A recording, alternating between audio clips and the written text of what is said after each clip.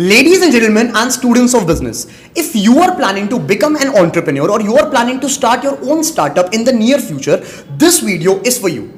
I recently was going through some of the insights of the business world, and I got to know that there's a massive business opportunity that is coming up to India in the next 10 to 20 years.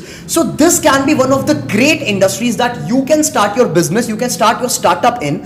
Please stay tuned and watch this video till the end if you are actually planning and if you are actually serious with the business that you are planning to start. Ladies and gentlemen, currently India, we are a youth-oriented nation. What do you mean by that? We mean that majority of our country's population in today's world, in 2023, when I'm recording this video, is basically in the category of youth.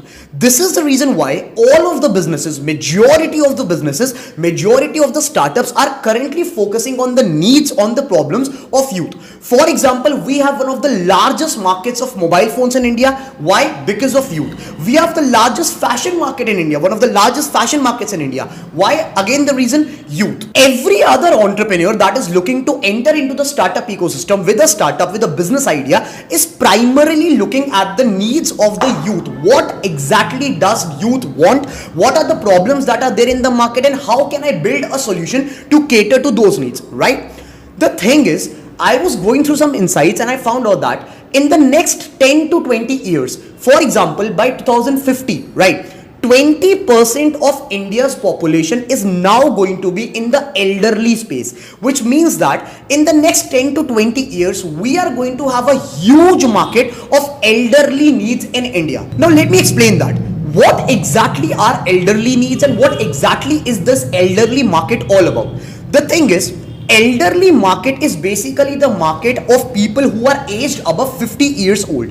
If you compare a person who is above 50 and if you compare the same person with a guy who's 25 years old, you'll see that their needs, their daily lifestyle is very much different. The kind of products they use, the kind of services they use, the kind of lifestyle they live are very different. A person who is in the youth category, who is between 25 to 30 years old, a person who is above the age of 50, they have completely different lifestyles, completely different needs, and a lot of things which are not actually similar. If we pick up a guy who's basically in the age of 50s, what exactly are the problems that he'll be facing, or what exactly are the things that he needs?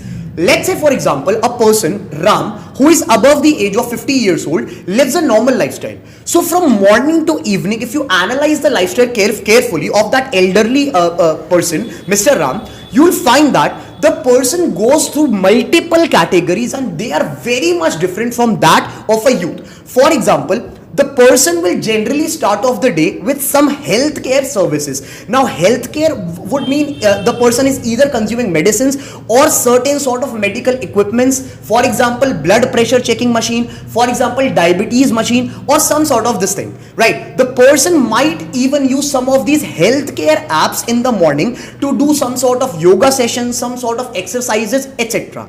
Second category that these elderly people, that this elderly population will generally use is basically financial services. Now, these financial services are actually going to be very different from those of which youth uses. Now, if I elaborate this thing, right, financial services for the elderly, what would it mean if you look at this problem from the perspective of a guy who's actually elderly? You will find out that person wants convenience, right? If you can somehow build a product that can, provide those financial services conveniently, more conveniently to the person, not credit cards, not those typical fintech services, some service which can, make his lifestyle easier, not going to the banks again and again, not standing in queues, etc. Right? The person will have accumulated a lot of wealth by the age of 50-55. If you can just provide a solution to him of generating good returns, 8 to 9% returns on average on annual basis, you will actually build a good product for this elderly market in the space of financial technology, or as we call it as fintech. Similarly, third category that these elderly people, that this elderly market will prefer to use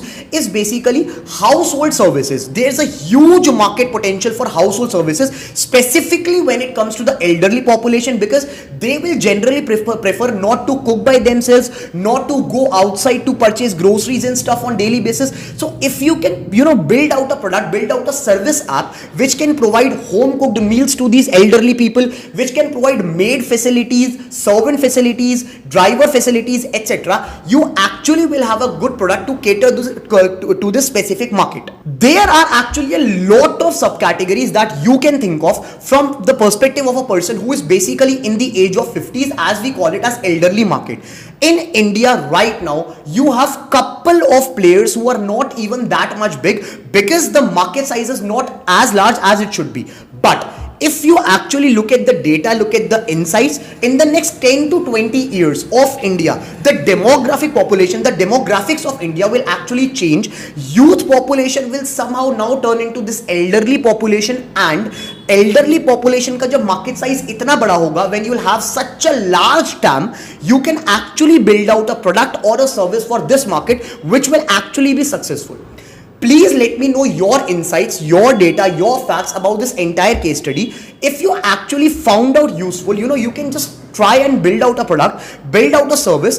The only problem is that I encountered while making this case study, right? The problem is that how are you actually going to reach out to those people? Because generally right now, when we have a product or a service which is targeted to the youth population, what do? We basically run advertisements on YouTube, on social media, on Instagram, or on Facebook, because majority of this youth population is actually using these apps. But if you build a product or a service which is targeted to the elderly market, how are you going to reach out to those people? That remains a question that you guys are supposed to solve. If you found out this case study successful, please let me know in the comment section. Please subscribe to MBA case studies if you want more content like this. Let me know your insights in the comment section. If you like the market and if you have some idea that you want to pitch or you want to share, just put up a comment. I'll definitely get back to you. Thank you so much.